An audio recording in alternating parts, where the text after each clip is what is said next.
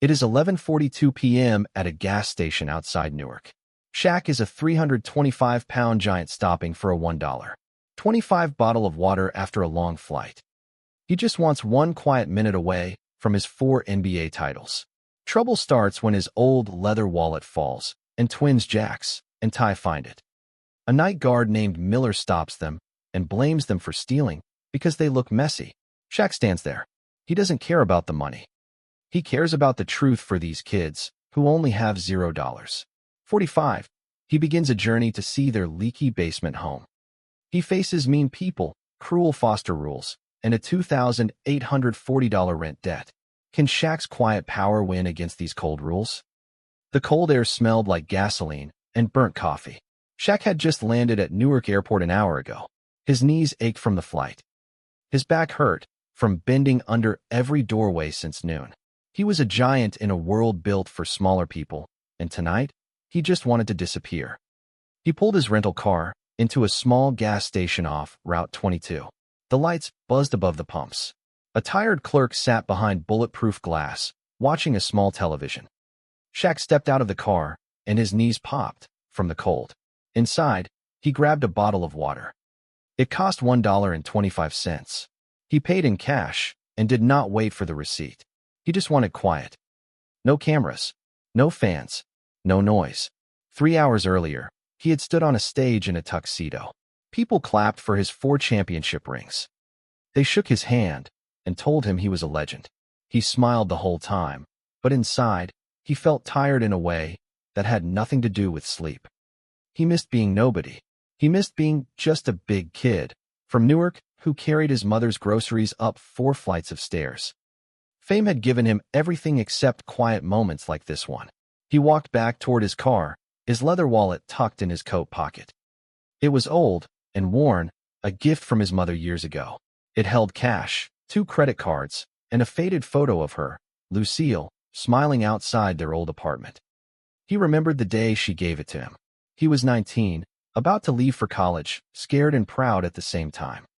She had pressed the wallet into his hands and told him something he never forgot. Money changes what's in your pocket, she said. It should never change what's in your chest. He carried those words for 20 years, through every contract, every trophy, every flashing camera. Some nights, he wondered if he still lived by them, or if fame had quietly worn the meaning down. Tonight, standing in the cold, he felt closer to that 19-year-old boy than he had in a long time. As he opened the car door, the wallet slipped from his pocket. It hit the wet pavement without a sound. Shaq did not notice.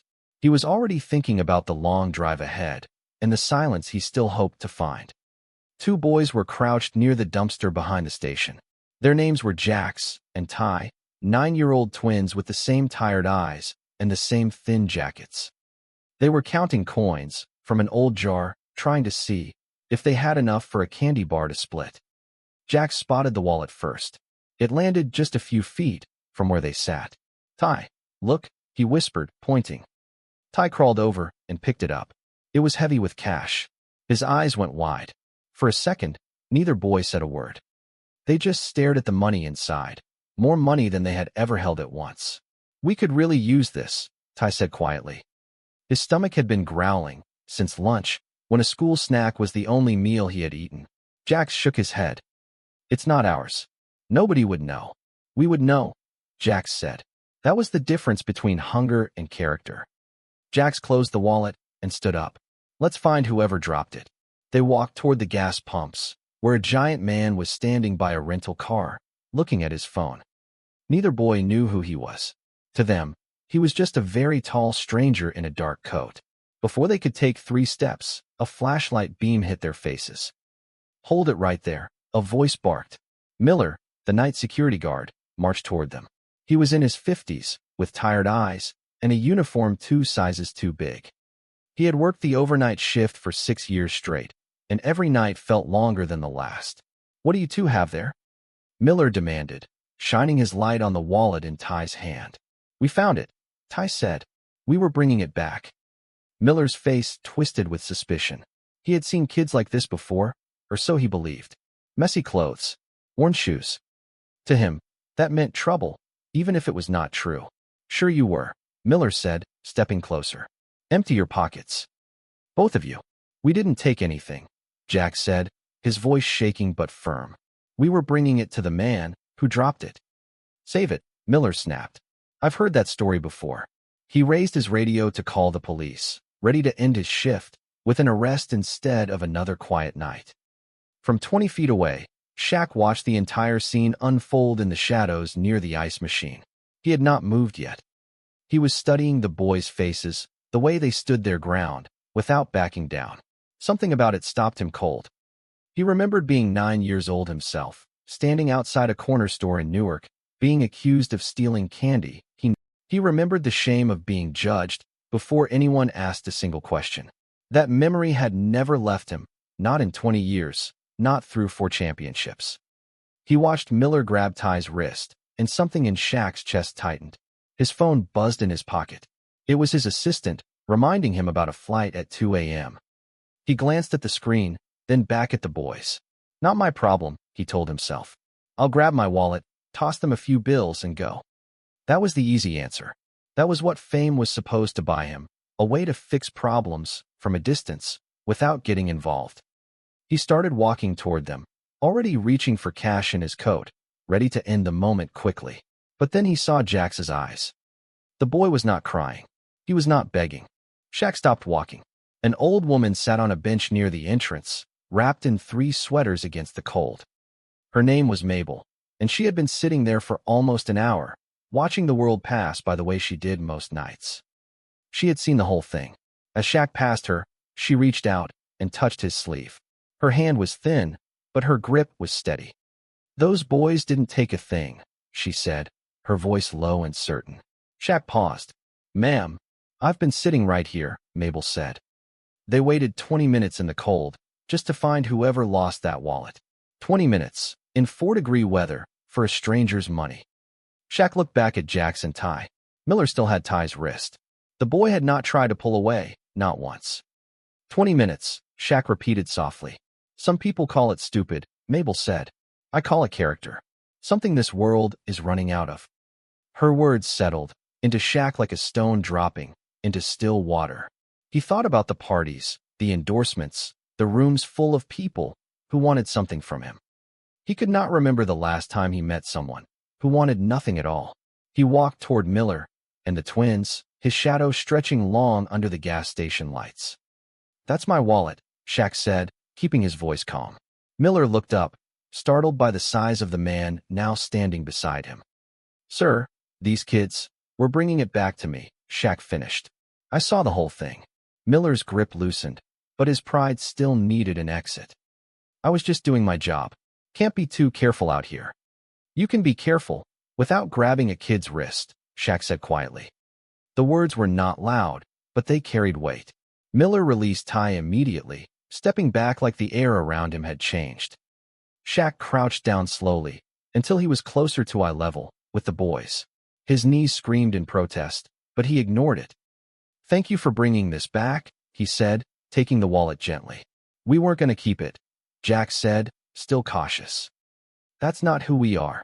Shaq opened the wallet and pulled out 2 crisp $100 bills, holding them toward the boys. Ty's eyes lit up for half a second before Jack stepped in front of him.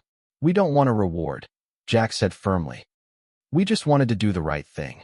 Shaq slowly lowered the money, studying the boy in front of him. 9 years old, and already carrying more integrity than most adults he had met in boardrooms. What are your names? He asked. I'm Jax. This is my brother, Ty. Where's home for you two? The boys exchanged a nervous glance. Not far, Ty said. We can walk. Shaq glanced at the thin jackets, the worn shoes, the way both boys shivered even, while trying to stand still. It was well past midnight, and the temperature had dropped to 4 degrees. It's late, Shaq said. Let me drive you. We're not supposed to talk to strangers, Jack said. Smart rule, Shaq said, almost smiling. But your friend on the bench trusts me. That count for anything? Mabel nodded from her seat. He's all right. Big, but all right. His phone buzzed again. The flight reminder blinked across the screen, insistent and glowing. Shaq looked at it for a long moment. Then he turned the phone off completely and slipped it into his pocket. Get in the car, he said. I'll take you home. The drive took 12 minutes, though it felt much longer. Jax gave directions in a quiet voice, guiding Shaq off the main road and into a part of Newark most visitors never saw. The streets grew narrower. Streetlights flickered or did not work at all. Old buildings leaned against each other like tired friends holding each other up. Turn here, Jax said, pointing at a building with boarded windows next door. Shaq parked the car and looked up at the building. It was called the Hollow, though no sign remained to say so. Peeling paint, a broken step, a door that did not close all the way. He had grown up somewhere like this.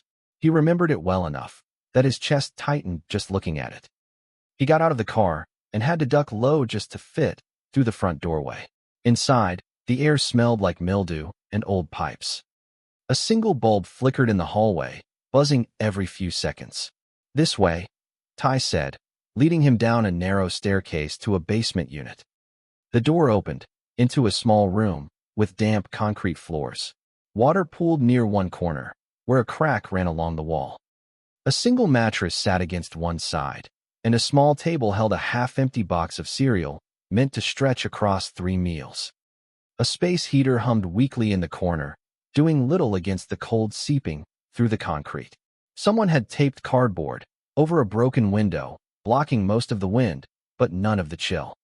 A few crayon drawings hung on the wall, taped up with care despite the crumbling plaster behind them. Shaq noticed one drawing right away. It showed a tall superhero standing beside 2 smaller figures, all 3 holding hands under a bright yellow sun. A thin woman stood up quickly when they entered. Her name was Beatrice, the boy's mother. Her hands were rough and cracked from years of cleaning other people's homes. Worry lines creased her face, though she could not have been older than 35. Jax? Ty? Who is this? She asked, stepping protectively in front of her sons. He gave us a ride home, Mom, Ty said quickly. We found his wallet. Beatrice looked up at Shaq, and recognition slowly crossed her face. Her hand went to her mouth. You're Shaquille O'Neal, she whispered. Just Shaq tonight, he said gently. Your boys did something good. I wanted to make sure they got home safe. Beatrice's eyes filled with tears, though she tried to blink them back quickly. They're good boys. I've tried so hard to raise them right, even when things are. She glanced around the damp room, unable to finish the sentence. Shaq looked around slowly. The cracked walls, the single mattress for 3 people, a folded eviction notice sitting on the table, its edges worn from being read too many times. How long have you been dealing with this? He asked quietly. 8 months, Beatrice said. I work 3 jobs. Cleaning offices, a diner on weekends, and laundry pickup during the day. It's still not enough. She picked up the eviction notice with shaking hands. We owe $2,840 in back rent. The landlord says we have until Friday or we're out. Shaq's eyes moved to Jax's inhaler on the small table, nearly empty. Is one of the boys sick? Jax has asthma, Beatrice said. His medicine costs $85 a week. Some weeks, I have to choose between his inhaler and groceries. The number stayed heavy in Shaq's mind. $85 a week. He had spent more than that on a single meal, without thinking twice. He looked at Jax and Ty, standing close together the way siblings do when the world feels unstable. They did not complain. They did not ask for pity. They simply existed in this hard place, with quiet, steady dignity. You've got 2 amazing sons, Shaq said. You should be proud. I am, Beatrice said, her voice breaking slightly. Every single day. Shaq checked his watch. It was almost 1 a.m. His flight had already left, without him, though he barely thought about it now. Mind if I sit for a bit? He asked. Beatrice blinked, surprised. Of course. I'm sorry, we don't have much to offer. I don't need anything, Shaq said, lowering himself carefully onto an old wooden chair that groaned under his weight. I just want to talk. He learned that Beatrice had grown up not far from the Hollow, in a similar building torn down years ago. He learned that Jax loved drawing superheroes, and Ty loved reading about outer space. He learned that despite everything, this family still said please and thank you, like manners still mattered. For an hour, Shaq simply listened. He asked questions instead of giving answers. He learned more in that basement than he had in 100 boardroom meetings. Around 2 in the morning, Jax began coughing. At first, it sounded like a normal cough, but it quickly grew worse. His breathing turned sharp and shallow, each breath a struggle. Beatrice rushed to grab his inhaler, but when she shook it, nothing came out. It was completely empty. No, no, no, she whispered, panic filling her voice. Jax's lips began to turn pale. His small chest heaved, with effort, fighting for air that would not come easily. We need to get him to a hospital, Shaq said, already moving. I called an ambulance twice before, Beatrice said, her hands trembling as she tried to dial. They take forever to come to this street, sometimes over 30 minutes. Shaq did not wait to hear the rest. He scooped Jax up in his arms, as gently as possible, cradling the boy like he weighed nothing at all. Where's the nearest hospital? He asked. 4 blocks, Beatrice said, grabbing her coat. St. Michael's. Let's go. Now. Snow had started falling outside, thin and sharp against the freezing air. Shaq moved quickly down the block, carrying Jax against his chest, shielding him from the wind with his own body. Ty ran alongside, tears streaming down his face. Is he going to be okay? I've got him, Shaq said, his voice steady despite his racing heart. I'm not letting go. Each block felt endless. Shaq's lungs burned from the cold and the pace, but he did not slow down. He thought about every dollar he had ever spent carelessly, every luxury that meant nothing compared to this single moment. All his money, all his fame, and none of it could make an ambulance arrive faster in this neighborhood. That truth cut deeper than anything a critic had ever said about him. They reached St. Michael's Hospital just as Jax's breathing grew even weaker. Shaq burst through the emergency room doors, shouting for help. Nurses rushed forward immediately, pulling Jax from his arms and placing him on a stretcher. 9-year-old, severe asthma attack, no inhaler for at least an hour, Shaq said quickly, still catching his breath. The medical team moved fast, wheeling Jax into a treatment room. Beatrice grabbed Shaq's arm, her whole body shaking. Please, she whispered. Please let him be okay. Ty stood frozen beside them, gripping his mother's coat like it was the only solid thing left in the world. Minutes passed like hours. The waiting room lights hummed overhead, and the clock on the wall seemed to move slower than time itself. Shaq sat on a small plastic chair that barely held his weight, his knees pressed nearly to his chest. He did not complain. He barely noticed the discomfort at all. Ty sat beside him, quiet and pale, twisting the hem of his jacket between his fingers. Every few minutes, he glanced toward the double doors, waiting for someone to appear. He's going to be okay, Shaq said softly, though he could not be completely sure himself.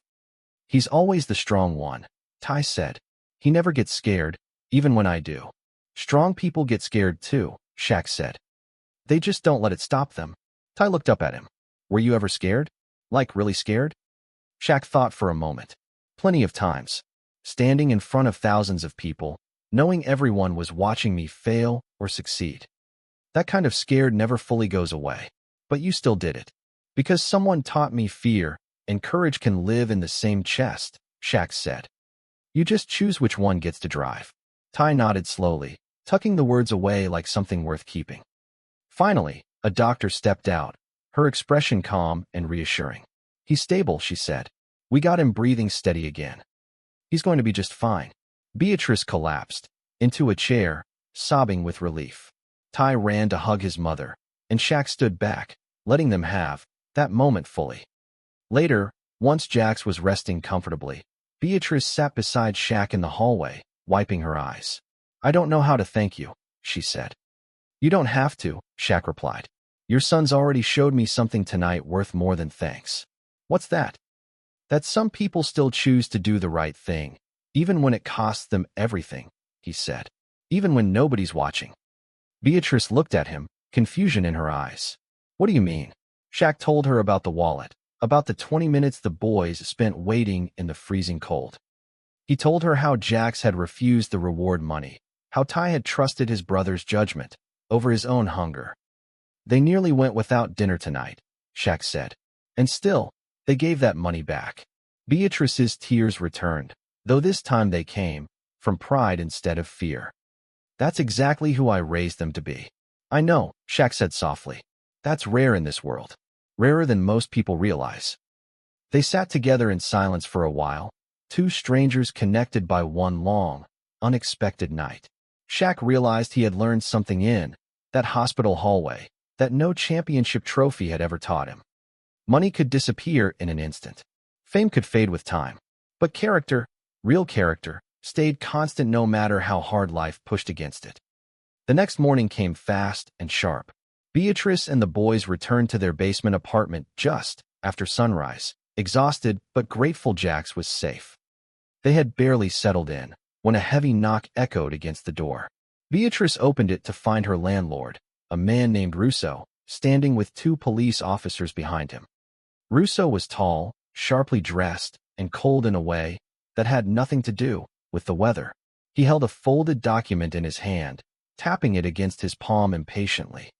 "Miss Carter," he said, his voice smooth and businesslike. "You knew the terms. Friday has passed. This building has standards to maintain." "Please," Beatrice begged. "My son was in the hospital last night. I just need a little more time." "Time isn't something I have to give," Russo said flatly. "Rules exist for a reason. Without them, buildings fall apart, and so does everything else." Just then, Shaq stepped out from the doorway behind Beatrice. He had stayed the night on the old chair, unwilling to leave, until he knew everyone was safe. Russo's eyes flicked up and up again, taking in the sheer size of the man now standing in the hallway. "And who exactly is this?" Russo asked, forcing a laugh. "Some homeless giant you picked up off the street?" The officers shifted uncomfortably, though neither said a word yet. Shaq did not raise his voice. He simply stood in the doorway, calm and immovable, like a wall that refused to be moved. "They're not leaving today," Shaq said quietly. Russo laughed again, though it sounded thinner this time. "This is private property. I don't care how big you are. Rules are rules." "I understand rules," Shaq said. "I also understand people. Right now, this family needs one more day." "They've had 8 months," Russo snapped, his patience wearing thin. "Compassion doesn't pay for maintenance and taxes." "How much do they owe?" Shaq asked calmly. "That's not your concern," Russo said. $2,840, Beatrice whispered, her voice raw. Russo folded his arms, glancing at his watch like this whole conversation was wasting his morning. "This building has 30 other units. If I bend the rules for one family, I bend them for everyone. That's how buildings fall apart." "Rules matter," Shaq said. "But so do people living under leaking ceilings, while you drive a car worth more than her yearly rent." Russo's jaw tightened. "I don't owe you an explanation. I don't even know who you are." "You will," Shaq said quietly. One of the officers shifted his weight, glancing between the two men, clearly sensing something was about to change. At that exact moment, a sleek black car pulled up outside, its engine humming low against the quiet street. A tall man in a dark suit stepped out, carrying a leather folder under one arm. He walked briskly into the building, nodding once at Shaq, before turning to face Russo directly. "Mr. Russo?" the man asked. "My name is Daniel Hayes. I'm an attorney." Russo's confident posture faltered slightly. "What is this about?" "This building was purchased late last night," Hayes said, opening his folder. "Ownership transferred at 3:47 a.m. You are no longer the property manager here." Russo's face went pale. "That's impossible. I would have been notified." "You're being notified now," Hayes said simply, along with several other things. He handed Russo a stack of papers, each page filled with dense text and official stamps. "This building has 11 documented safety violations. Faulty wiring, broken heating systems, and blocked emergency exits, among others.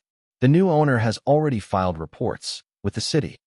Russo's hands trembled slightly as he flipped through the pages, his earlier confidence completely gone. "Who bought this building?" he asked, his voice barely above a whisper. Hayes glanced toward Shaq, who remained silent, arms crossed calmly.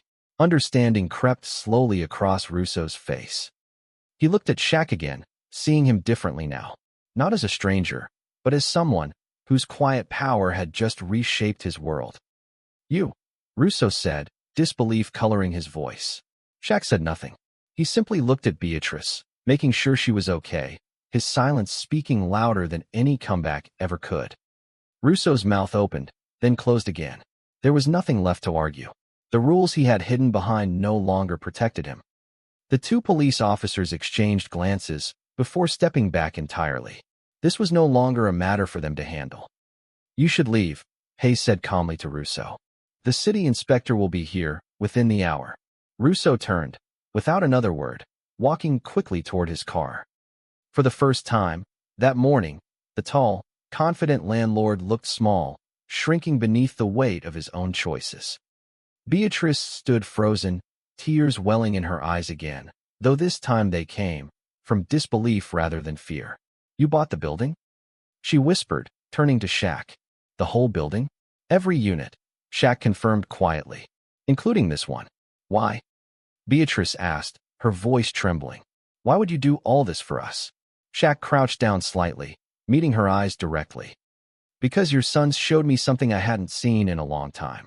I wanted to make sure people like them never get pushed out because of people like him." Hayes stepped forward, holding out a fresh document toward Beatrice. "There's more. If you're willing, there's a position open as building manager. Steady salary, full benefits, and a renovated apartment on the second floor." Beatrice stared at the paper, her hands shaking as she took it. "I don't understand. Why me?"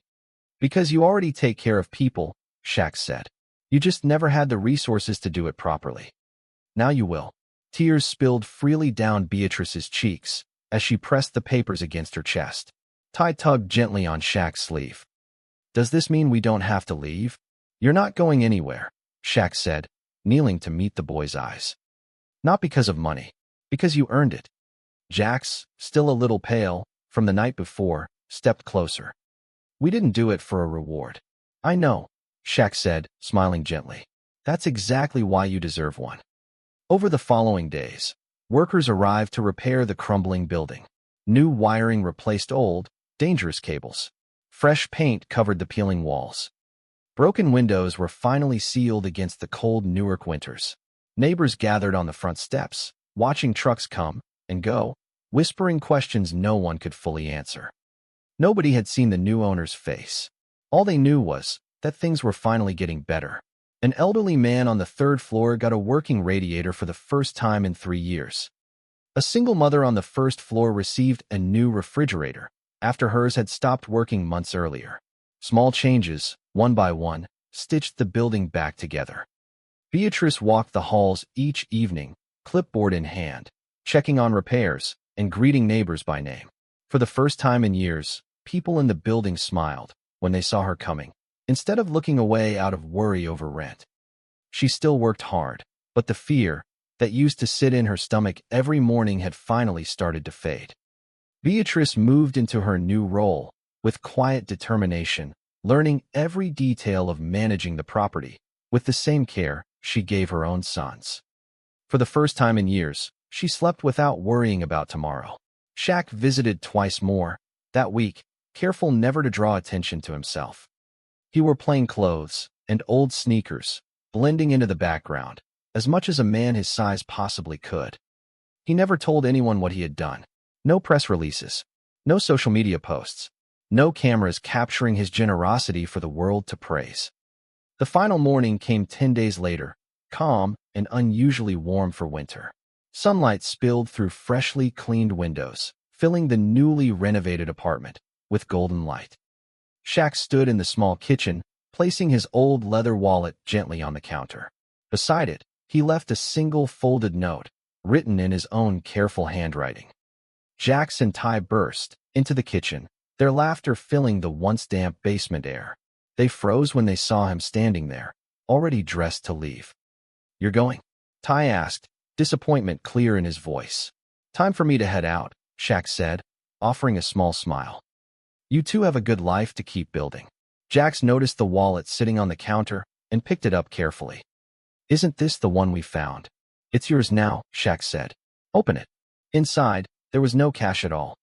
Instead, they found a single silver key and the folded note resting beneath it. Ty read the words aloud slowly. "Integrity is the most expensive ticket there is. Welcome home." Both boys looked up, But Shaq was already moving toward the door, ducking slightly to fit through the frame one final time. "Wait!" Jax called out, chasing after him into the hallway. By the time they reached the front steps, Shaq was already halfway down the block, his tall frame blending into the flow of morning pedestrians. He did not turn around. He did not wave. He simply walked forward, becoming just another face in a city that never stopped moving. Beatrice joined her sons on the front steps, her arm wrapped around both boys' shoulders. Together, they watched the giant disappear into the crowd, becoming an ordinary stranger once again. "Will we ever see him again?" Ty asked, still watching the spot where Shaq had turned the corner. "Maybe not," Beatrice said softly. "But he left something behind. That matters more than another visit." "What's that?" Jax asked. "Proof," she said. "Proof that doing the right thing still counts, even when nobody's watching, even when it costs you something." Jax looked down at the silver key in his hand, still warm from his own grip. "I'm keeping this forever." "You should," Beatrice said. "Some things are worth holding on to." Inside, sunlight spread across the clean kitchen floor, warming the space where damp concrete used to sit. The crayon drawing of the tall hero still hung on the wall. It watched over the room like a quiet promise kept. A delivery truck rounded the corner minutes later, packed full of new furniture and a fresh supply of asthma medication for the coming months. It pulled up in front of the building, ready to bring warmth into every apartment inside.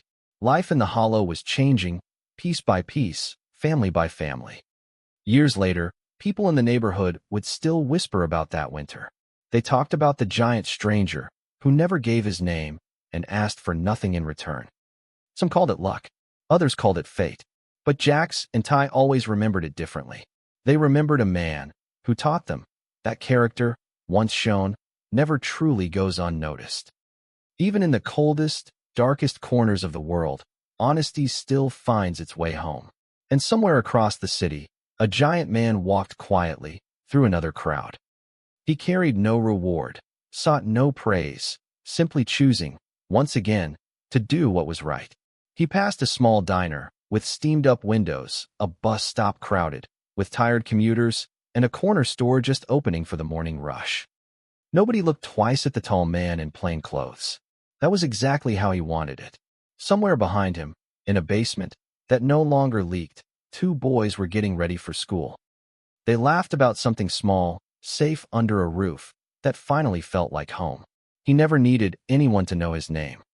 He only needed to know that, for one cold night, he had chosen truth over convenience, and two boys had chosen honesty over hunger. That trade, quiet and unseen, was worth more than every trophy he had ever lifted. It was worth more than every cheering crowd, more than any championship ring locked away in a drawer.